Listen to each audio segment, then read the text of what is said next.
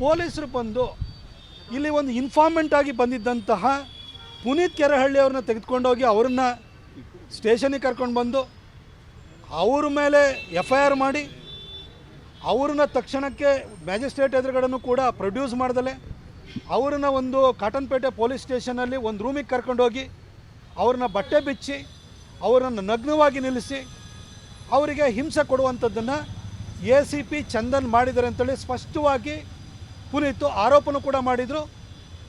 ಹಾಗೆ ಮಾಧ್ಯಮಗಳಲ್ಲೂ ಕೂಡ ಅದು ಪ್ರಕಟನೂ ಕೂಡ ಆಗಿದೆ. ಆ ಘಟನೆ ನಡೆದಾಗ ಸ್ಥಳಕ್ಕೆ ಪಬ್ಲಿಕ್ ಇಂಟ್ರೆಸ್ಟಿಂದ ಸಾರ್ವಜನಿಕರ ಹಿತದೃಷ್ಟಿಯಿಂದ ಪುನೀತ್ ಅಲ್ಲಿ ಹೋಗಿದ್ದರು. ಹೋಗೋದು ತಪ್ಪು. ಹಾಗಾದರೆ ಒಂದು ಮಾಂಸವನ್ನು ತರಬೇಕು ಅಂತಂದರೆ ಯಾವ ಕಸಾಯಿಖಾನೆ ಜೈಪುರದಿಂದ ಯಾವ ಅಬೆಟಾರಿಂದ ತರ್ತಾ ಇದ್ದಾರೆ, ಏನೇನು ಅಗ್ರಿಮೆಂಟ್ ಮಾಡ್ಕೊಂಡಿದ್ದಾರೆ, ಆ ಕನ್ಸೈನ್ಮೆಂಟ್ ಬರಬೇಕು ಅಂದರೆ ಪ್ಯಾಕಿಂಗ್ ಹೆಂಗಿರಬೇಕು, ಕೋಲ್ಡ್ ಸ್ಟೋರ್ ಅಥವಾ ನಿಮಗೆ ಬೇರೆದೋ ಮಾಂಸನೋ ಅದು ಬೇಡ, ಆದರೆ ಅವ್ರು ತರ್ತಾ ಇರೋಂಥ ರೀತಿಯೇ ತಿನ್ನೋಕ್ಕೆ ಯೋಗ್ಯ ಅಲ್ಲ ಅಂತ ಆಗಿತ್ತು. ಇದ್ರ ಬಗ್ಗೆ ಕ್ರಮ ತೆಗೆದುಕೊಳ್ಬೇಕು. ಮತ್ತು ಅದ್ರ ಮೇಲೆ ಏನು ಅಗ್ರೆಸಿವ್ ಆಗಿ ಬಂದ್ರಲ್ಲ ಅಬ್ದುಲ್ ರಜಾಕ್ ಅವ್ರ ಮೇಲೆ ಕ್ರಮ ಜರುಗಿಸೋದು ಬಿಟ್ಟು ಸಾರ್ವಜನಿಕರ ಹಿತದೃಷ್ಟಿಯಿಂದ ಅಲ್ಲಿಗೆ ಹೋಗಿ ಈ ರೀತಿ ನಡೀತಾ ಇದೆ, ಅಕ್ರಮವಾಗಿ ಒಂದು ಮಾಂಸವನ್ನು ತರ್ತಾ ಇದ್ದಾರೆ ಅನ್ನೋದನ್ನು ಜನಕ್ಕೆ ಮನವರಿಕೆ ಮಾಡಿಕೊಡ್ಲಿಕ್ಕೆ ಹೋದಂತಹ ಪುನೀತ್ ಕೆರೆಹಳ್ಳಿಯವ್ರನ್ನ ಅನಾಮತಿ ಕರ್ಕೊಂಡು ಬಂದು ಇವತ್ತು FIR ಹಾಕಿದ್ದಾರೆ. ಯಾವುದೇ ಕಾರಣಕ್ಕೂ ಕೂಡ ಟಾರ್ಚರ್ ಮಾಡಲಿಕ್ಕೆ ಕಾನೂನಲ್ಲಿ ಅವಕಾಶನೇ ಇಲ್ಲ. ಹಾಗಿದ್ಮೇಲೆ ಯಾಕೆ ಬಟ್ಟೆನ ಬಿಚ್ಚಿಸಿದರು?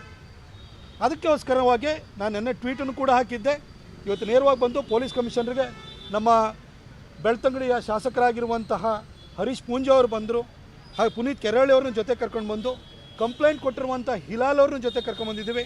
ನಮ್ಮ ಅಡ್ವೊಕೇಟ್ ಆಗಿರುವಂತಹ ಹರ್ಷ ಮುತಾಲಿಕ್ ಅವರು ಕೂಡ ಬಂದು ನಾವು ಇದುವರೆಗೂ ಕೂಡ ನಮ್ಮ DCP ಅವ್ರ ಹತ್ರ ಮಾತನಾಡಿದ್ದು. ಶೇಖರ್ ಅವ್ರು ಬಂದಿದ್ದರು, ಇಲ್ಲಿನ DCP ವೆಸ್ಟ್ ಅವರಿಲ್ಲ, ಅವ್ರ ಬದಲಿಗೆ ಪೊಲೀಸ್ ಕಮಿಷನರ್ ಹತ್ರ ಮಾತಾಡಿದ ಕೂಡಲೇ ಶೇಖರ್ ಅವ್ರನ್ನ ಕಳಿಸ್ಕೊಟ್ಟಿದ್ದು. ಅವರಿಗೆ ನಮ್ಮ ಎಲ್ಲ ವಿಚಾರಗಳನ್ನು ಹೇಳಿದ್ದೀವಿ.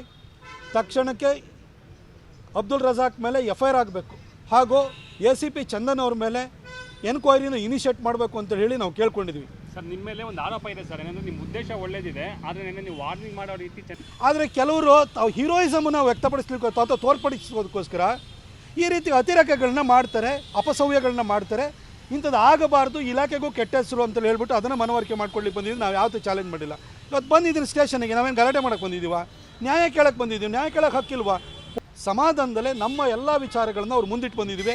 ಇದುವರೆಗೂ ಯಾಕಾಗಿ ಅಬ್ದುಲ್ ರಜಾಕ್ ಅವ್ರನ್ನ ಅರೆಸ್ಟ್ ಮಾಡಿಲ್ಲ ಅಂತ ನಾವು ಕೇಳಿದ್ವಿ. ಈಗ ಆ ಮಾಂಸದ ಬಗ್ಗೆ ಅನುಮಾನ ಇದೆ, ಅದ್ರ ತನಿಖೆ ಆಗಲಿ, ಟೆಸ್ಟಿಂಗ್ ಆಗಲಿ, ಫುಡ್ ಇನ್ಸ್ಪೆಕ್ಟರ್ ಅದ್ರ ಬಗ್ಗೆ ವರದಿನೂ ಕೊಡಲಿ, ಮುಗೀತು. ನಾವು ಅದಕ್ಕಿಂತ ಜಾಸ್ತಿ ಯಾರಿಗೂ ಧಮಕಿ ಹಾಕಕ್ಕೆ ಬಂದಿಲ್ಲ.